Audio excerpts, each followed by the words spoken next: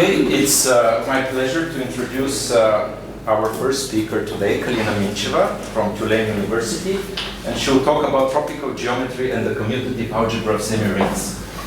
Thank you, and thank you for the invitation. It's actually my first time speaking at the Institute, so I'm really honored to be here. So this computer doesn't like my slides, so every so often I'll be making my way there. So you please do feel free to use that opportunity to ask questions if no other opportunity arises. Okay, so today I'm going to talk about tropical geometry and the commutative algebra that comes with it. And this is joint work with Daniel Yu and my postdoc Nati Friedenberg. So I will not assume that you know anything about tropical geometry or algebraic geometry or semiring, so hopefully this will be a nice invitation to the field. At least you can actually get a flavor of the stuff that I'm working with. So if you haven't experienced tropical geometry before, so this is sort of a quick representation of what the field is. The expectations are sunny weather, and the reality is a little bit more different. So what I'm going to do is I'm going to explain the second picture as to what tropical things are for me. Okay, so tropical geometry is a lot of things to different people. So I'll tell you what it is to me. Now, to me, I'm coming from a more algebraic geometric perspective, so I'd like to study objects in algebraic geometry, particularly things defined by polynomial equations. So here's an example of a curve. So what do we do in algebraic geometry? Once we have our object, we want to understand things about it. And where tropical geometry comes in is I would like to go from this picture, from the algebraic geometric picture, to the tropical geometric picture somehow. And the hope is, one, this is not too hard. Two, this tropical geometric picture actually tells me something about my algebraic geometric picture, right? Otherwise, why am I playing this game? And I can still learn something about my curve here. So, as you can see, is there a question?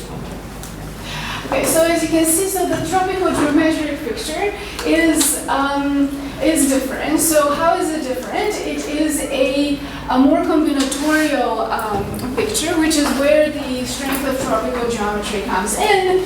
It is a, for whatever those words will mean now, is a polyhedral complex of pure dimension. It's very nice, weighted, etc. So these are the objects we're going to be geometrically dealing with. Now, okay, so I told you I want to go from this picture to that picture, so how do I do this? Well, I haven't told you one thing. This algebraic object is going to be defined by polynomial equations with coefficients in the field. So, this field was going to have a valuation. So what's a valuation? I don't know if there's graduate students in here. I usually keep the slides for them. So what's a valuation? It's a map from a field, and I'm going to extend it so it goes from the field to the real numbers, and I'm going to join infinity. So why do I do this? So that now I'm assigning that the valuation at 0 is infinity, and this is the only element this is going to be the case, so nothing else is valuated to infinity. And multiplication is going to go to addition, so the valuation of a product is the sum of the two valuations, and the valuation is the sum as long as the two summands are different, is the minimum of the two valuations. Now, why am I spelling? Yes? Sorry, what about if V of A is equal to V of B? Don't you always have equal minimum? It could jump. Yeah, absolutely. It could jump. If A and B are the same, have the same valuation. Yeah. Thank you. Okay, so why am I spelling this out with Gaussian valuations? Well, the reason for this is because now I can consider the set R, the real numbers, with the infinity, and these two new operations, the plus, the actual addition of real numbers, which is going to play the role of multiplication, right? It's coming from multiplication, and the minimum is going to play the role of addition. Now, okay, so if I do this and I play this game, what do I get? Well, I get something that is a set with two operations, and in fact, it is not a field, but it's a semifield.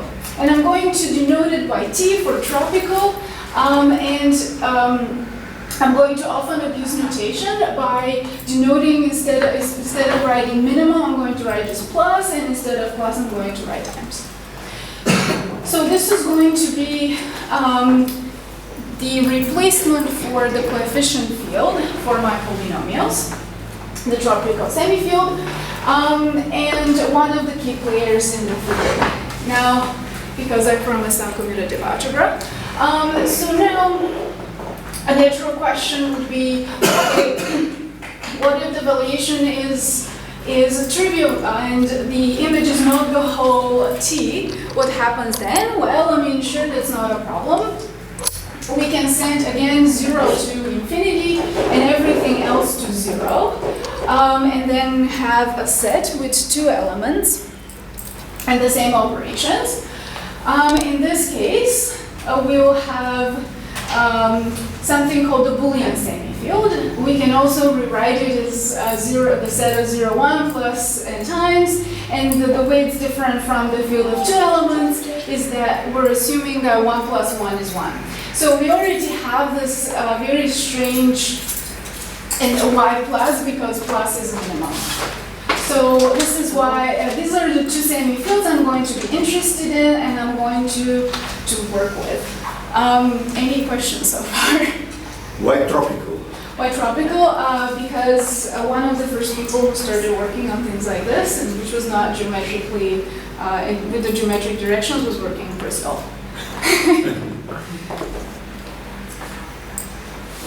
Okay.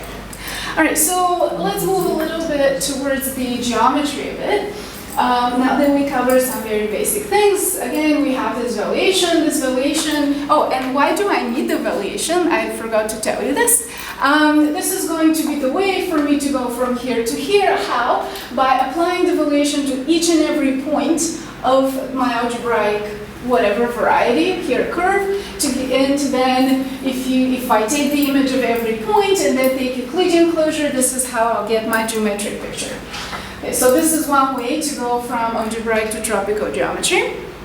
But again, in algebraic geometry we have equations. We want to know how to manipulate the equations in order to get somewhere and play the same game as in algebraic geometry. So we said our objects are going to be defined by equations. Equations usually from an ideal, so usually not a principally generated, so I have an ideal in a polynomial ring, and then the way I define a variety associated to this is going to be me considering every point, well, this is the affine case, for which every polynomial in this ideal vanishes, right? So this is the how we construct an affine variety.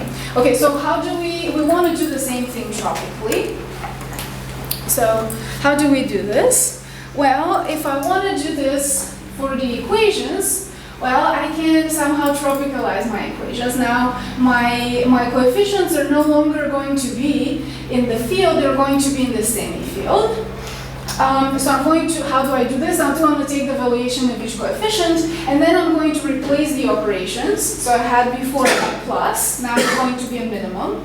And now everywhere I had a times is going to be a plus of real numbers.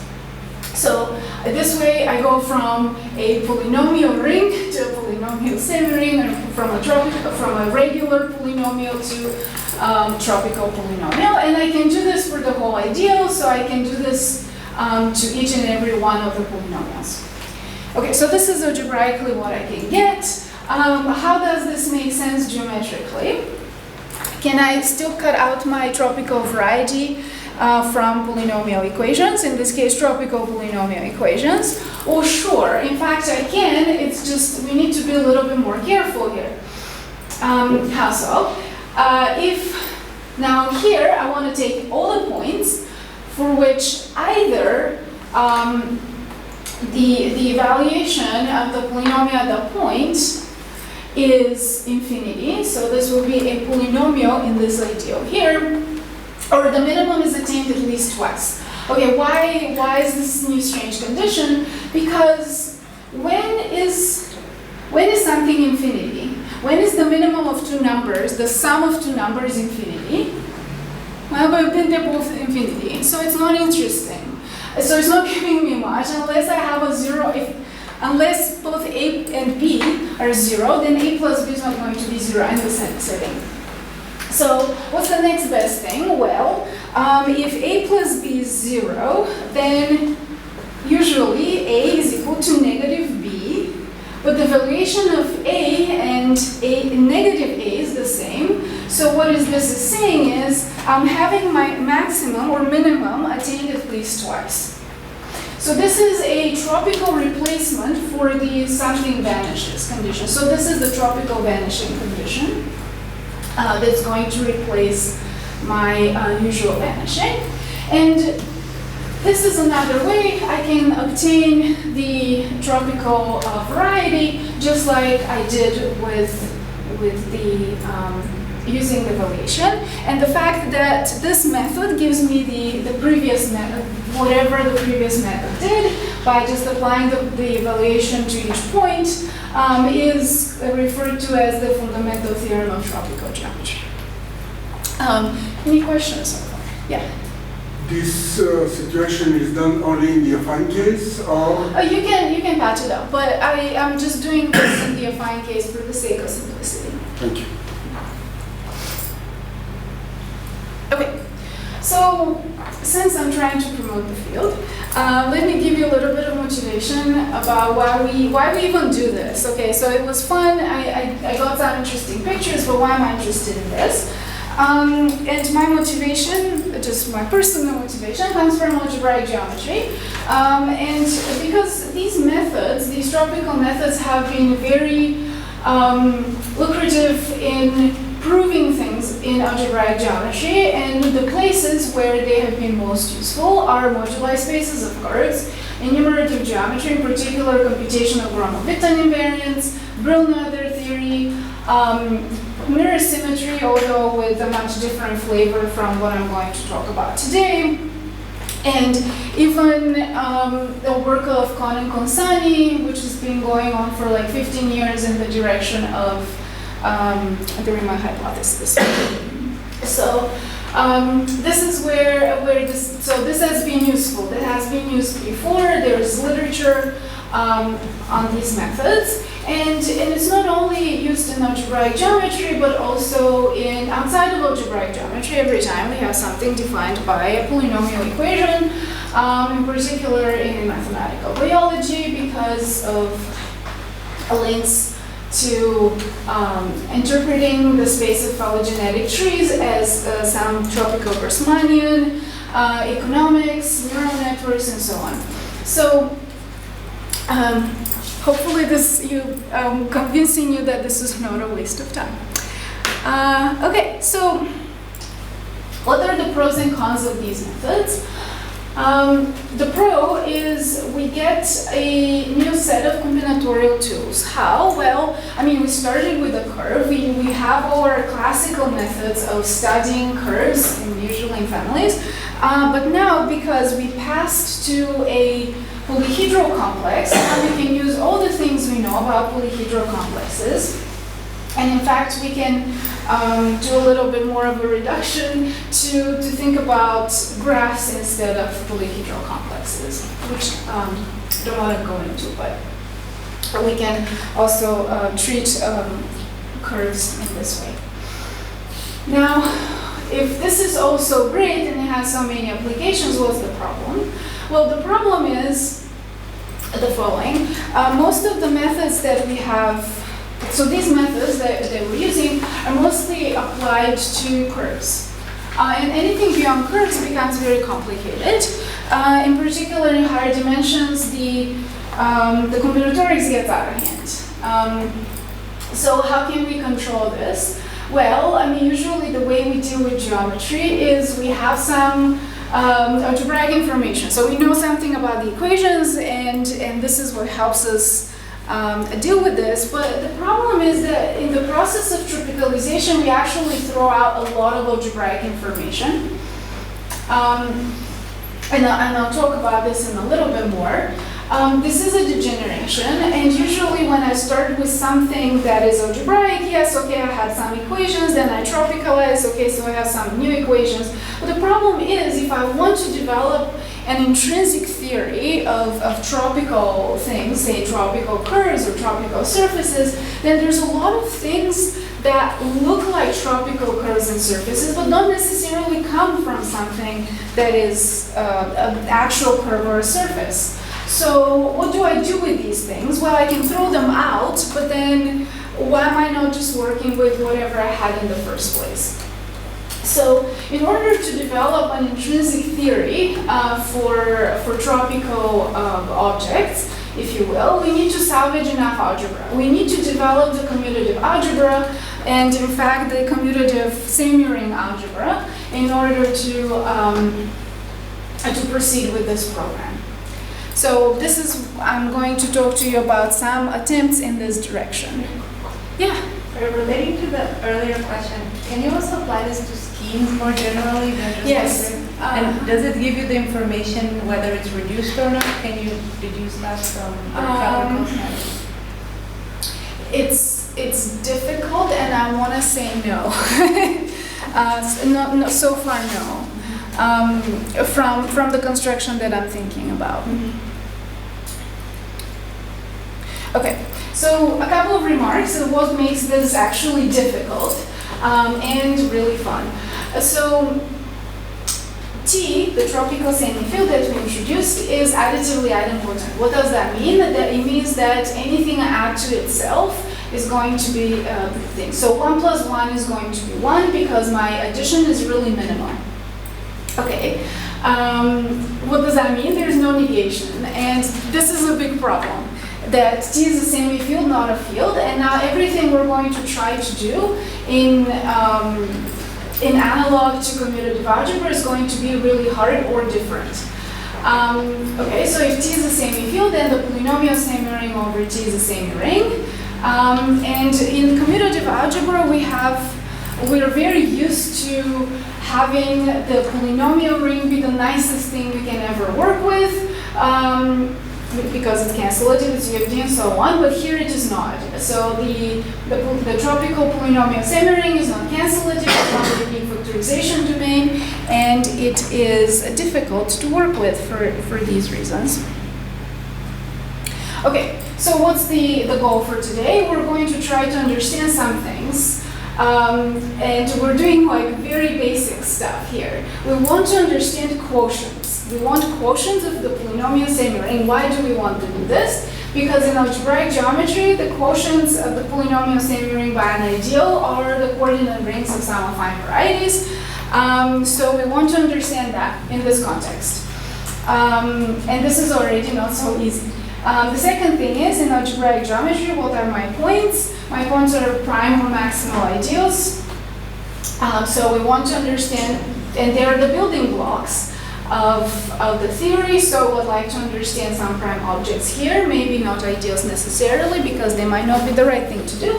And I'm going to be computing dimension, and we're going to talk about dimension of both the geometric and the algebraic objects, sort of as a sanity check along the way. So at least we can see that we're doing something that makes some sort of sense. So what do we do? And let's immediately dive into this.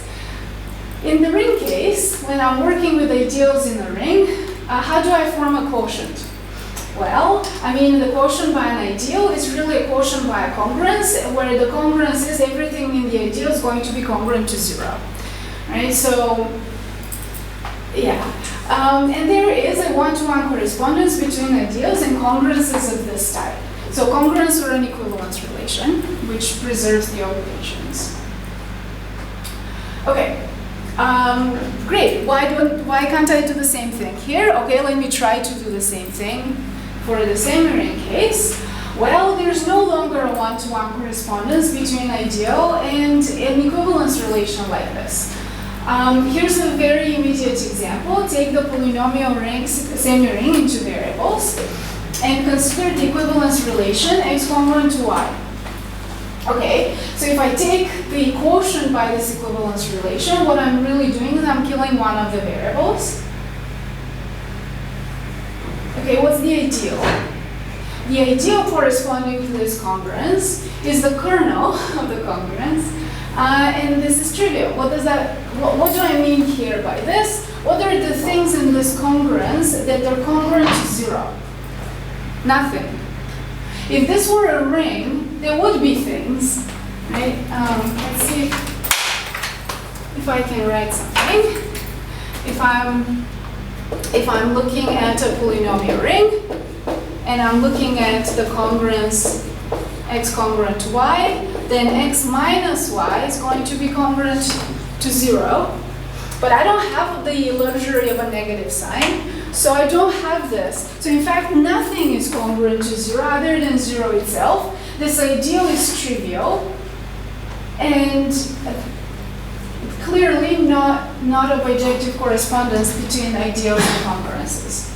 And this is already a problem, because we can no longer play this game of constructing the quotients, in particular the coordinate rings for varieties, in this way. So what's the solution? Well, one solution is I will just work with a congruence, and this is going to bring to some complications, of course.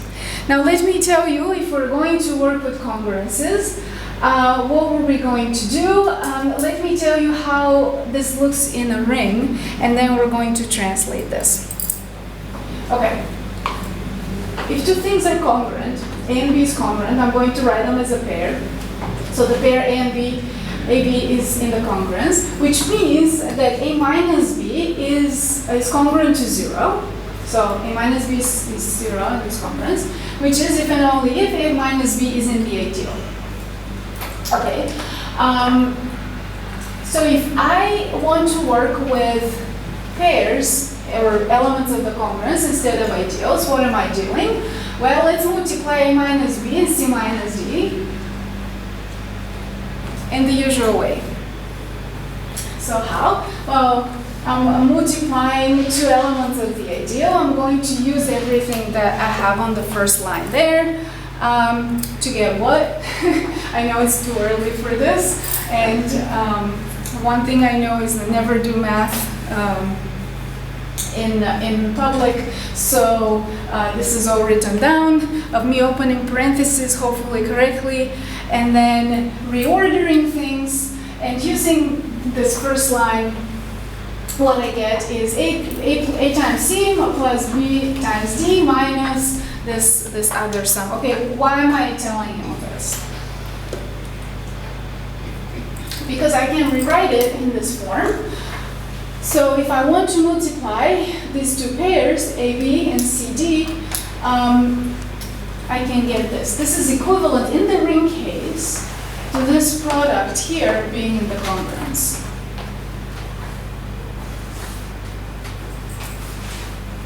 So I'm going to use exactly this for the semiring case. So I'm going to define something which I'm going to call twisted product because this is what it's called in the literature, but it's really not something new that I came up with. This is something that every congruence is closed under, so it's not a new operation, but I'm going to give it a name because I'm going to refer to it. So I'm going to say that if I have two pairs, A, B, and C, D, then their twisted product is going to be exactly this new pair. Okay, why am I doing this? Because I'm going to use it to define primes. Okay, primes, of course, come into different flavors now that we have ideals and congruences. A prime ideal is what you think it is. It's an ideal is prime in a semiring when you have a product of two elements, then one of them is in the ideal. How about congruences? I'm going to do the same definition, but I'm going to do this for pairs and using the twisted product. So something is a prime congruence on a semiring if whenever the twisted product is in the congruence, then at least one of the elements should be in the congruence. And then a lot of actually nice things follow from this definition. So what we're going to do, I'm going to try to convince you that this is the right definition for prime congruence. Here's the first result from some time ago. We've been working on this for a while. So if something is if R is an additively idempotent semiring, in particular think the polynomial semiring over the tropical numbers, then P is prime congruence if and only if the quotient is cancellative and the congruence is irreducible. So in particular, it is not contained it can be written as the intersection of two strictly bigger congruences. And why this is a good result is because this is what we expect from prime ideas in the ring. So this is something that we should be getting here. And the second result I want to tell you is that we can actually replace one of these conditions with something else. So same theorem, with the only change that this is no longer, this instead of asking for irreducibility, we want the quotient to be totally ordered. And this is really strange. And this is where some of these strange things start to pop up in this theory. Okay, so any questions so far? The set of all pairs does have some structure? I mean, it's a set, it's R Just squared, yeah. Pairs are from elements from the ring? Or from the Element. semiring. The semiring, yes. Yeah. And my question, another question, curiously, was it made some attempt to change the notion of ideal in the case of semiries? Not successfully, as far as I know. Yeah, ideal is an ideal. Yeah. Okay. So, all right. So let me just because I said totally ordered. This is actually very useful because now we can actually play another game, which is we can think of primes from, for example, the polynomial semiring with coefficients in B or T as matrices. And why? Because the quotients are going to be totally ordered, and we can think of monomial orders in terms of matrices. So here's a very quick example. Here's a matrix. I claim that this matrix defines a prime congruence on the Laurent polynomial semiring in these three variables. So in particular, if our theorems are correct, this quotient here will have to be totally ordered. And in particular, the image of every monomial, every two monomials will be able to say that one is bigger than the other, and the quotient. So how does that work? We're going to take the exponent vectors of each of those monomials. We're going to multiply by the matrix on the left, and then we're going to get two vectors. And now we're really comparing the two vectors lexicographically. Alternatively, I'll take the difference and see whether I get positives or negatives. And in this case, with respect to this prime and the order that this prime defines, I have that the first monomial is bigger than the second monomial. So in a way, these primes are really easy to put your hands on because they do correspond to matrices. Different matrices can define a different prime, but this is also something we have classified.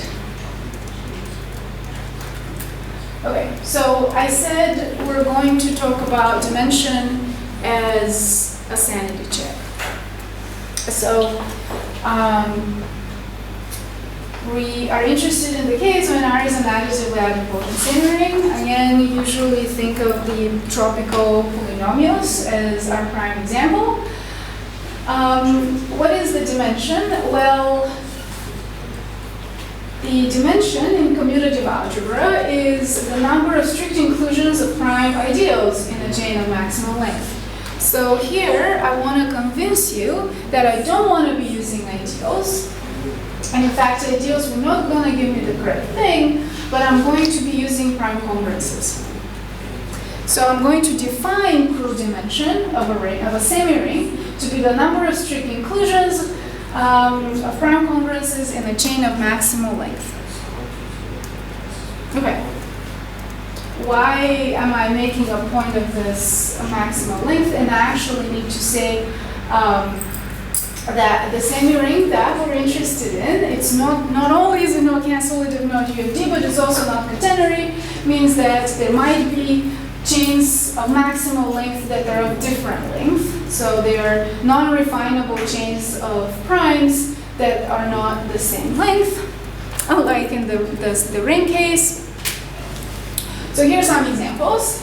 If I compute dimensions, well, the dimension of the Boolean semifield is 0. Okay, but here's some interesting stuff going on. Perhaps this is something we're not surprised about, that if I add a variable, then I'm going to have the dimension increase by the number of variables. And in fact, if I add n variables, the dimension is going to increase by n. Okay, this is something that we're sort of expecting, at least this is our intuition from commutative algebra.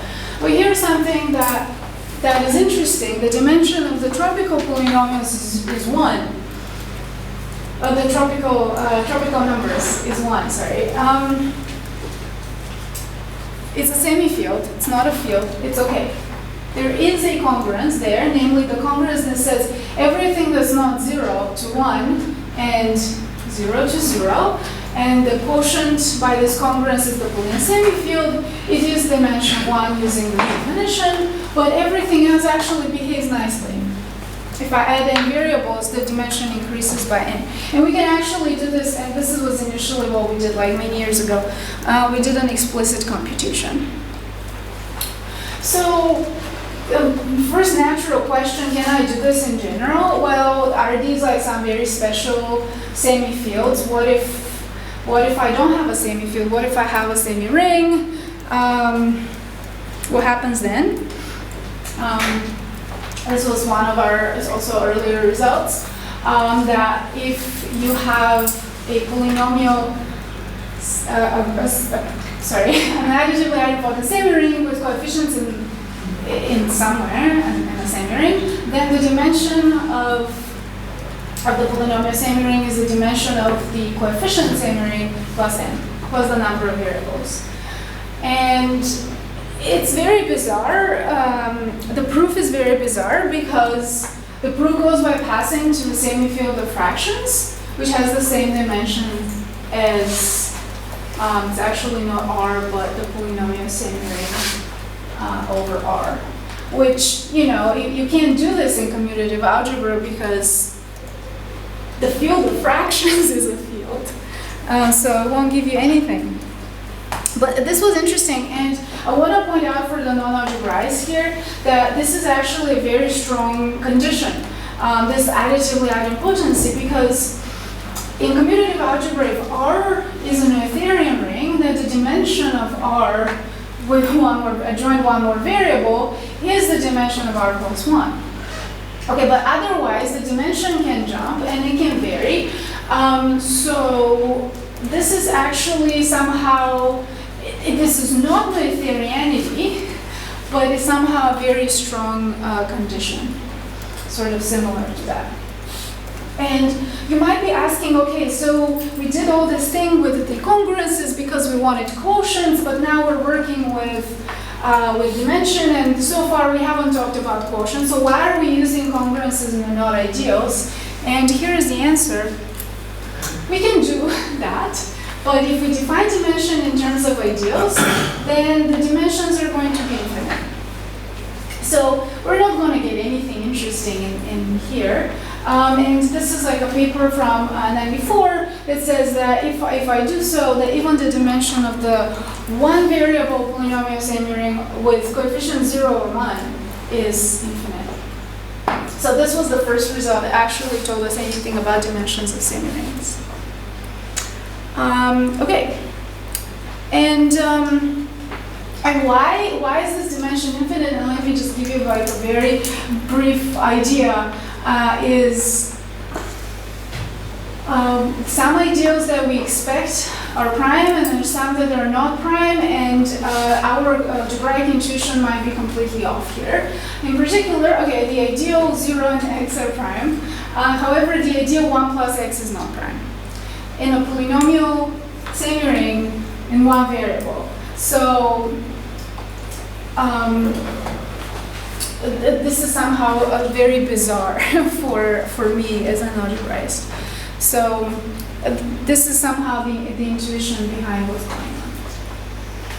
Okay, and if I'm continuing with this, I wanted to advertise like a very brand new result that's going to be on the archive in a week or so, is that we can actually not only do this for polynomial semirings, we can actually do this for conversion power series. And why am I interested in convergent power series is because locally, analytically locally, I can complete a ring, and then I can get, so for example, if I'm starting with the polynomial ring one variable, I can complete, I can get convergent power series. And I can do the same thing here. And the question is, what happens to dimension? The expectation is that the crude dimension will not change, and it doesn't, in fact. This is me waving my hands a little bit at this result because I haven't really defined anything. But this works still. So crude dimension is behaving the same way as it does for commutative rings. Okay, so the last couple remaining minutes, I want to turn my look towards geometry. Okay, so I told you a lot about algebra. So how do these two things actually fit together?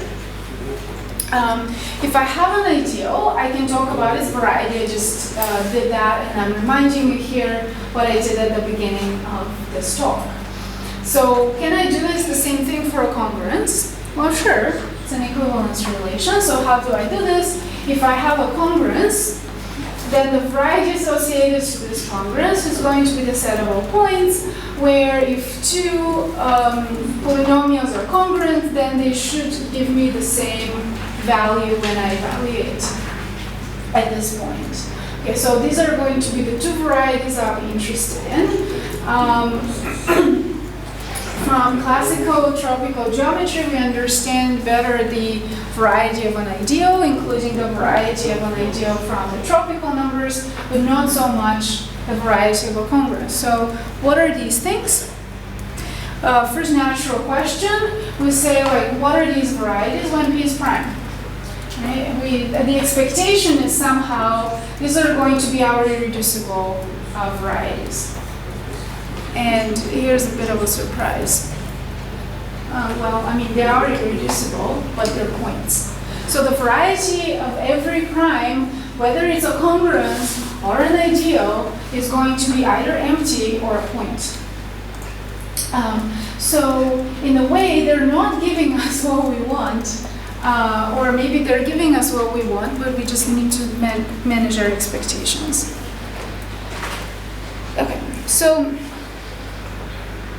the last thing I want to say is, okay, so this might be a little disappointing, but what about and I'll tell you why it's not. It's actually not, and there's nothing wrong with this result.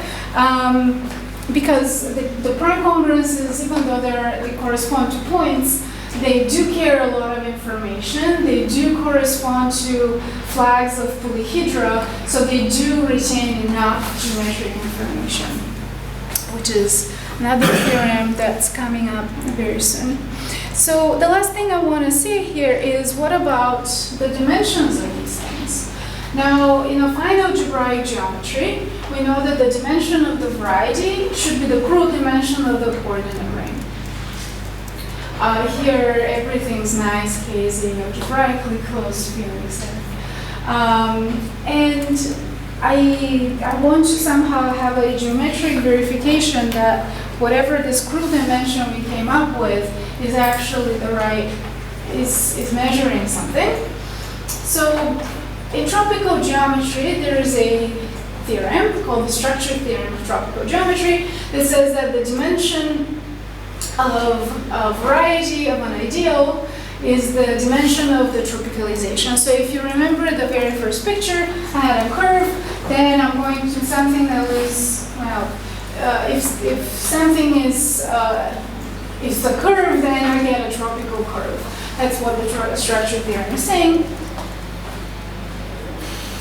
So the question is, what about tropically? Do we have something like this? We talked about, here the dimension is really as a polyhedral complex. This is the maximum dimension of a cell.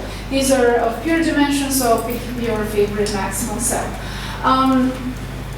And what is the dimension of coordinate ring? So we talked about quotients, so what is the replacement of the coordinate ring here? I'm trying to make my way towards some scheme theory, obviously. So can we do this? And the question is yes. And here is crash course on tropical scheme theory. If we start with an ideal, I can construct this tropical ideal by tropicalizing every polynomial. How do I do this? Well, again, we talked about this before. I take the valuation of all coefficients and I change the operations from the ring operations to the semiring operations. So, okay, so now I can start with an ideal. So for simplicity, an ideal of the tropical polynomial semiring, and then I can construct a congruence from there. So how do I do this? I'm going to do the following. For every element for every polynomial, I'm going to say that the polynomial is going to be congruent to itself minus one of the monomials. And minus, I mean throw it out. And I can do this for every polynomial in an ideal. And I can get like a much bigger set.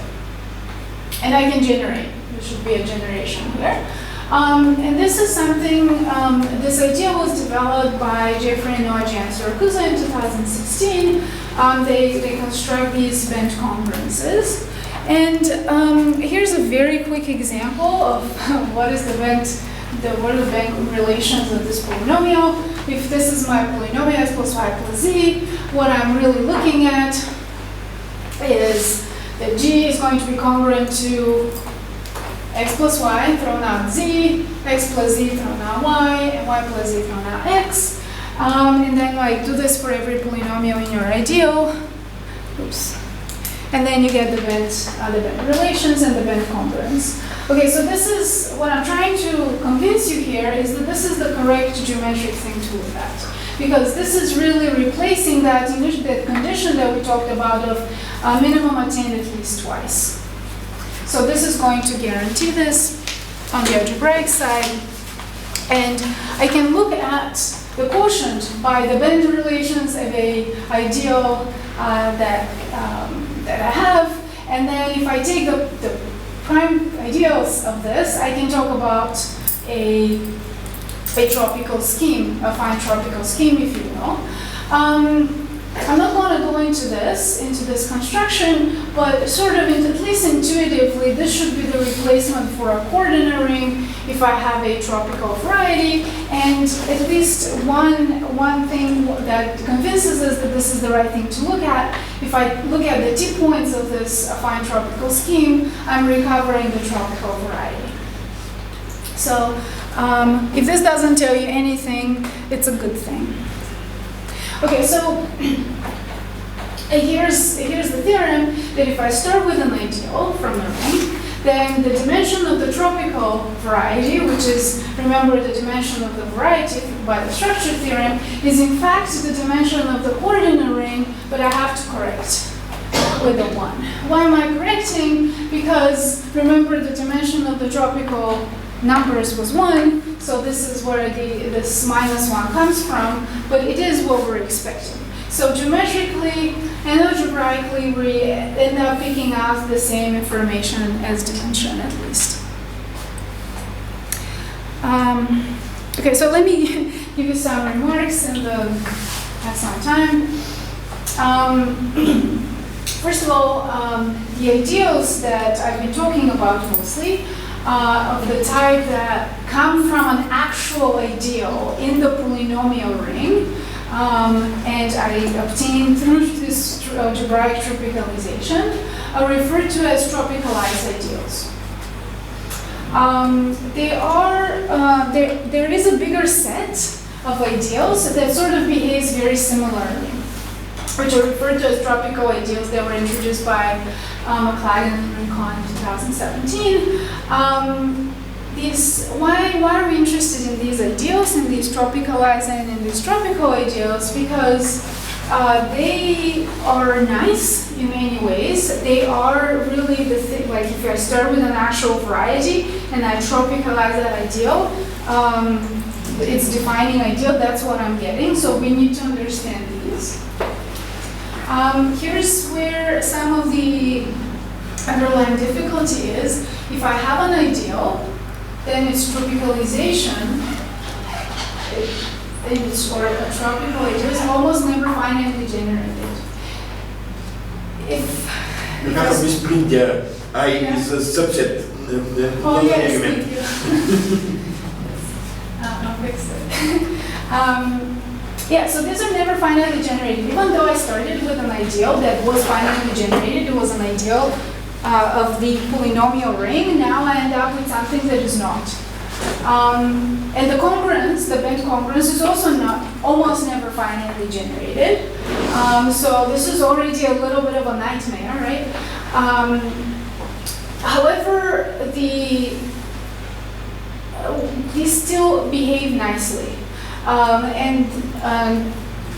They actually satisfy the ascending chain condition. They are defined geometrically, so the variety of these things is defined by finitely many polynomials, meaning it's cut out by finitely many hyperplanes, hypersurfaces. However, they do remain, the algebra is a nightmare, although the geometry is very manageable. And in fact, what they show is that the Hilbert function of an ideal like this, a tropical ideal, or a tropicalized ideal, is the same as the one of the original ideal. And so they do behave very nicely. And what I want to say is that if, like for a polynomial ring, the Hilbert function, the degree of the Hilbert function, the Hilbert polynomial is the dimension. So, okay, here's one more thing we need to check against, whether we get the same thing.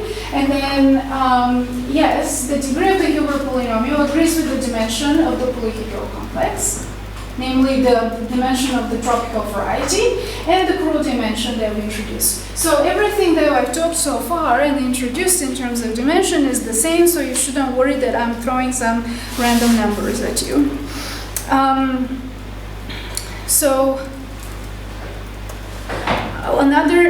These are some final remarks that I want to say, is that even, again, I can start with an irreducible variety. It could be defined by a prime ideal in the polynomial ring, but then the tropicalization is not prime.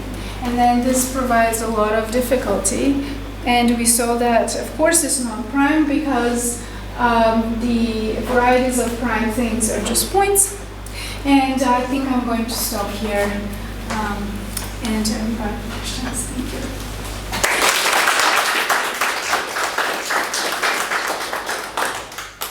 Any questions, comments? Yeah. If we use either prime ideals or prime congruences for T of epsilon to Xn, could it be shown that is it true that it is always kind of Noetherian? It's not Noetherian. I mean, the chains are not the ideals to be finally generated, because you said that this almost never happens. Yeah, But the chains, right, yeah, so the chains of prime congruences, always, yeah, but just prime congruences. yeah. So if you just take congruences, no. Wait, no, this is prime congruences, that's right. But if you do ideals immediately, like because already for smaller semirings, it's infinite. So yeah, it's not Newtonian in this case, in this sense. So this answers my first question. It seems that the prime congruences are good replacement for prime ideals in the case of semirings, at least in the case of these semirings. For these purposes, we believe so. Okay, thank you. You mentioned in the beginning one of the applications being mirror symmetry. Yeah. So would you please tell us a little bit more about it? Yeah, so I'm probably not the best person to answer this question, but it's the constructions that they're using is a little bit different. They still call it tropical geometry, but they are using degenerations, and often toric degenerations, which is for some it became nice to refer to this as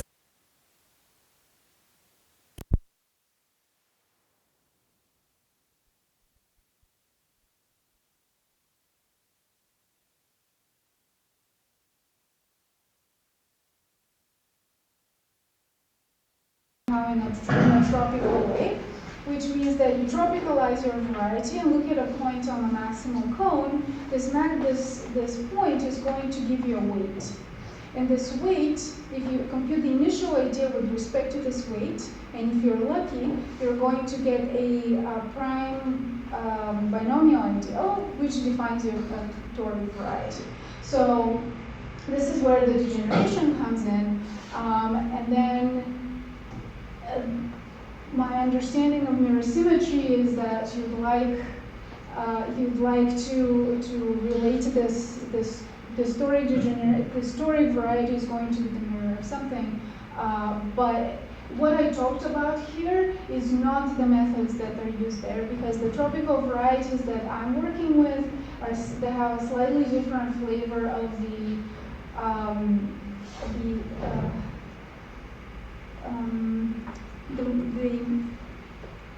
manifold, sorry, it's escaping my head. The manifolds, the tropical manifolds that they're using. So yeah, thank you. You said that prime ideals and prime congruences give you only a point. Yeah. Do you know how to generalize this function to get reducible? Yeah, so this is essentially the conversation I have with Diane McLeod and every time I see her. We don't really have a good replacement for what would be the irreducible, it would correspond to an irreducible variety. She claims that tropical ideals are good, but also that the problem is, like, you would like to potentially talk about radicals. And the problem with radicals is you can take the radical of a tropical ideal and it's no longer tropical.